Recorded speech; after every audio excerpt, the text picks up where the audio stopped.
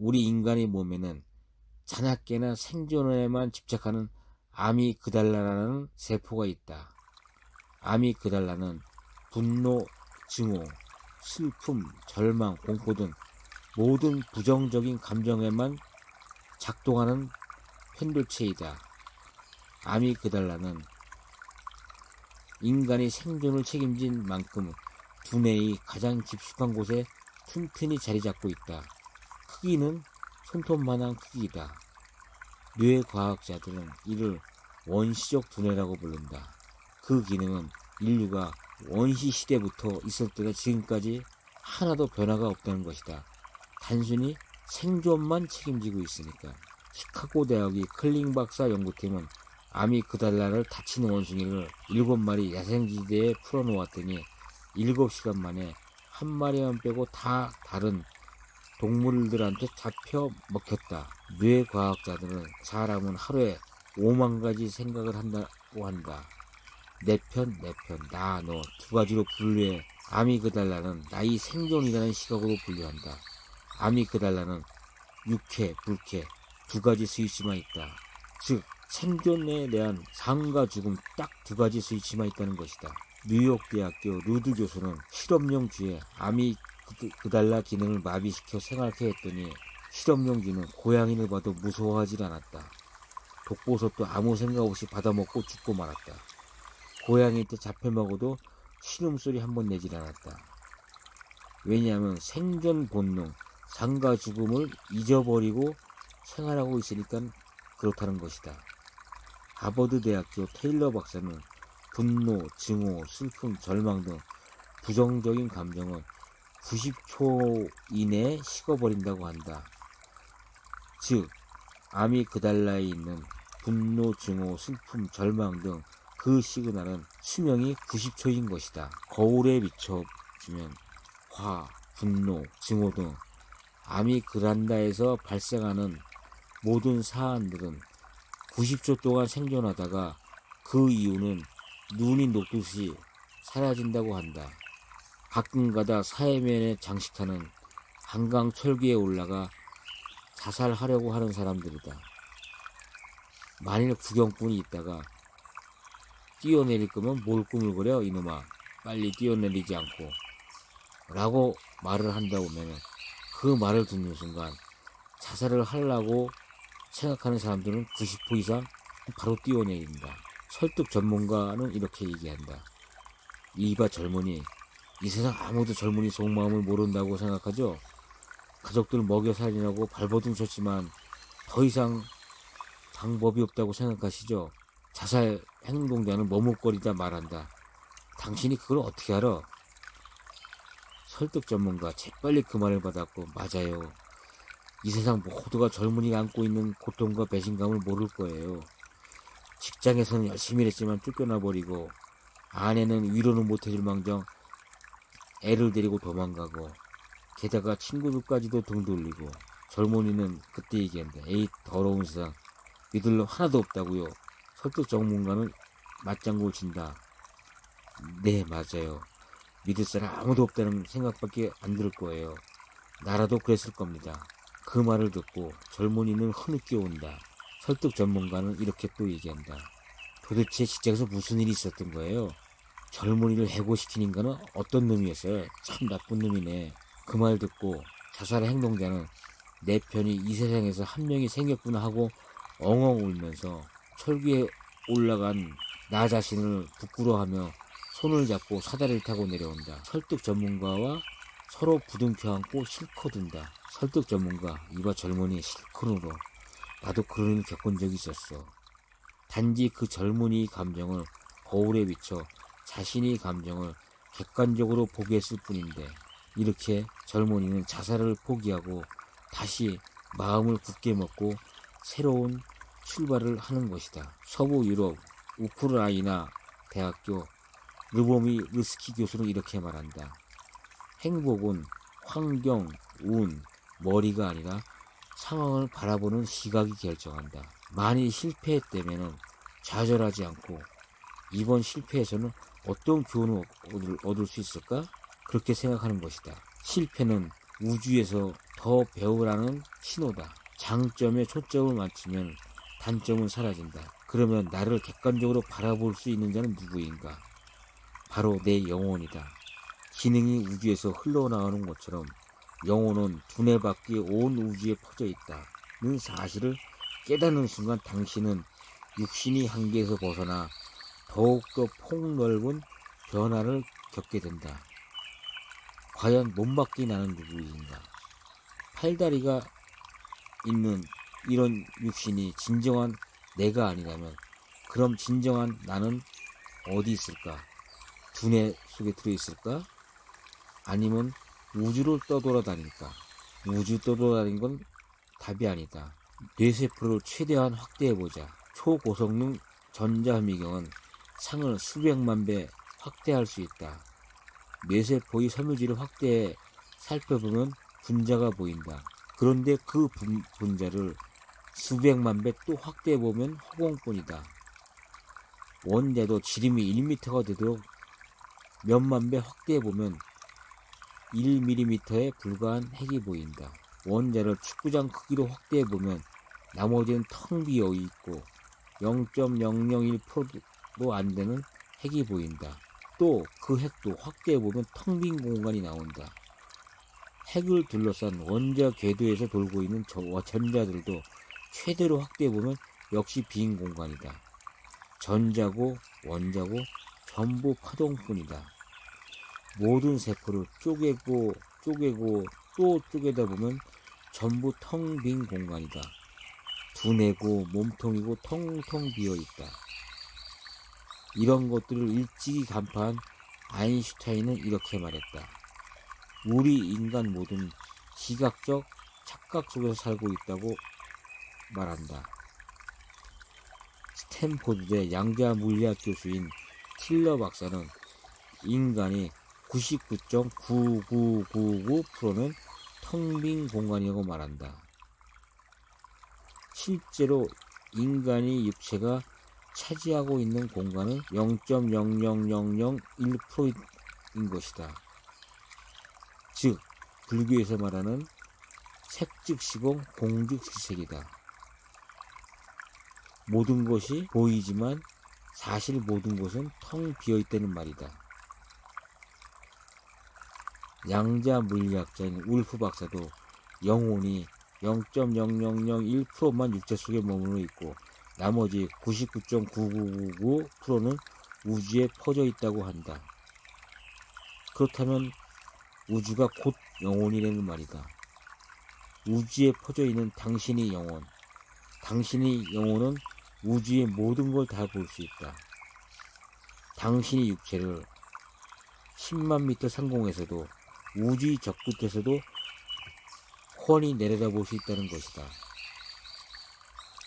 상상을 더 깊이 할수록 당신은 영혼의 존재를 그만큼 더 깊이 깨닫게 된다. 무한한 상상력도 우주에 퍼져 있는 당신의 영혼 때문에 가능한 것이다. 영혼이 그리는 이미지가 점점 선명해지면 당신은 그 영혼의 실체를 볼 수 있다. 단지 그것을 보지 못하는 것은 뿌리 깊은 불신과 의심과 잡념 때문이다. MIT 대학교, 스탠포드 대학교, 프린스턴 대학교의 양자 물리학자들은 실제로 여러 차례 사후세계를 만들어 실험해 보았다. 초강력 냉동실에 완벽한 죽음의 세계를 만들어 놓고 거기서 과연 살아남을 수 있는 게 무엇인가를 살펴보았다. 사후세계에도 과연 영혼이 존재할까? 그런 의문 속에서 여러 가지 실험을 하였다. 완벽한 죽음을 만드는 단계는 두 가지가 있다. 모든 생명체가 얼어 죽도록 기온을 떨어뜨리면 되는 것이고, 모든 물질이 도저히 생존하지 못하도록 완전 진공 상태로 만들면 된다. 그렇다면 먼저 어떻게 기온을 떨어뜨릴까? 기온은 분자나 원자의 진동으로 생기는 열이다. 기온을 떨어뜨리면 열도 떨어진다. 온도를 영하 273.15도까지 떨어뜨리면 열은 완벽한 제로가 된다. 그 이하의 기온은 존재치도 않는다. 그래서 과학자들은 273.15도를 절대 영도라고 부른다. 모든 생명체는 열을 발생한다. 그러나 죽고 나면 열을 발생하지 않는다. 절대 영도에서는 오로지 고요한 죽음만이 존재할 뿐이다. 온 세상 모든 것들이 죽어버린 상태이다. 남은 거라곤 얼어붙은 공기밖에 없다.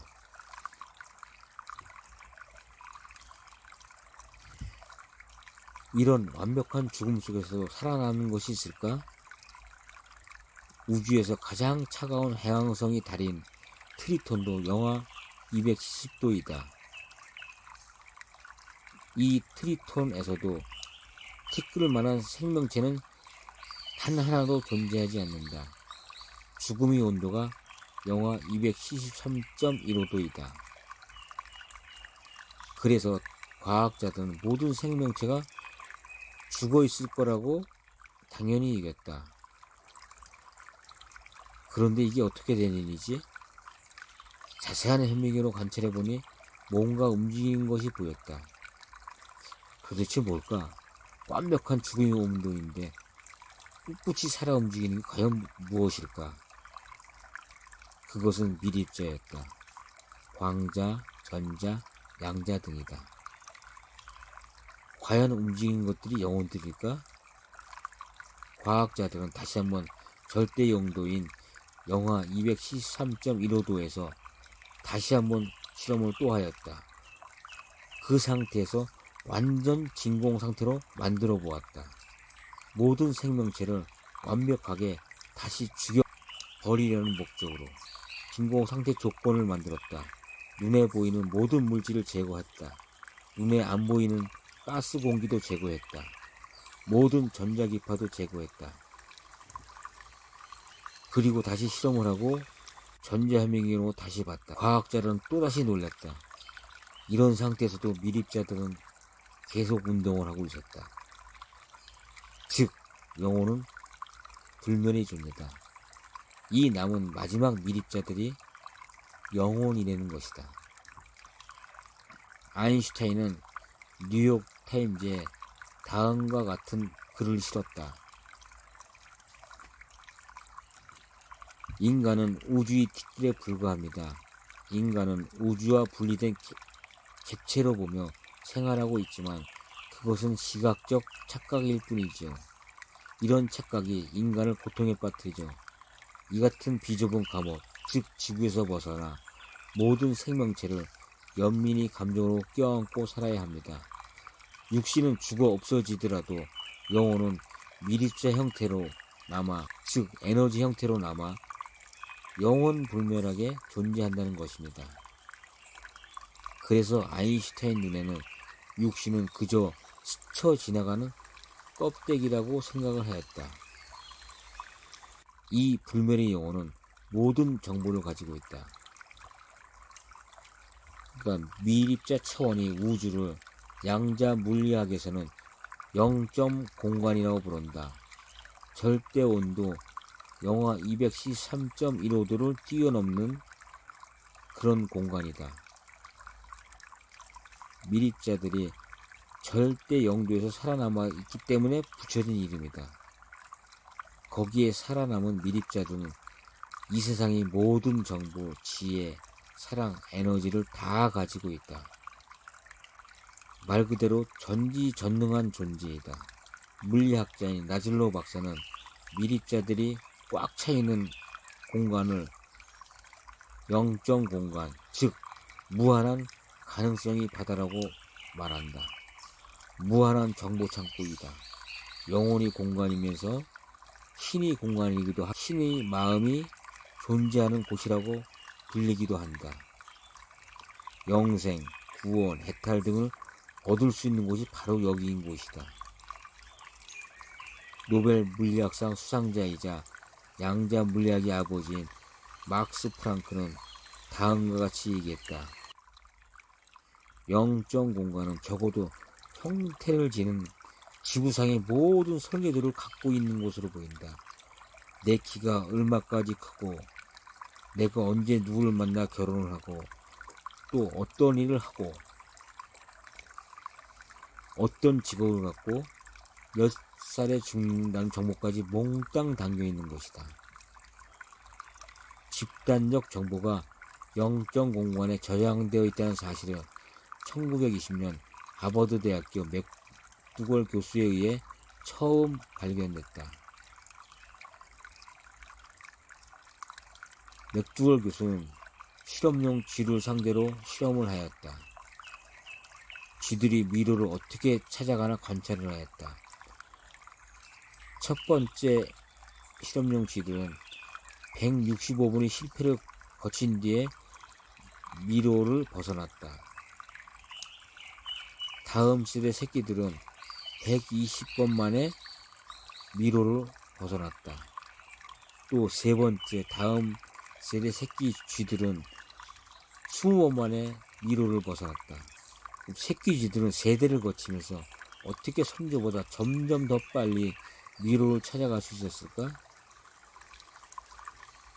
선조 쥐들이 후대 쥐들한테 모든 정보들을 가르쳐 주지도 않았는데 말이다.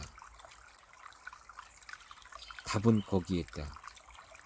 선조들이 겪은 모든 시행착오 정보가 직접 후대의 실험용 쥐에게 전달되지 않았어도 그 당시 선조 쥐들이 겪은 시행착오 정보와 지혜는 영적 공간에 저장되어 있었기 때문에 그 영적 공간에 저장되어 있는 정보들이 시그널이 돼서 실험용 쥐인 부대에게 전해진 것이다. 내 영혼은 육신밖 전지전능한 존재로 바라본다.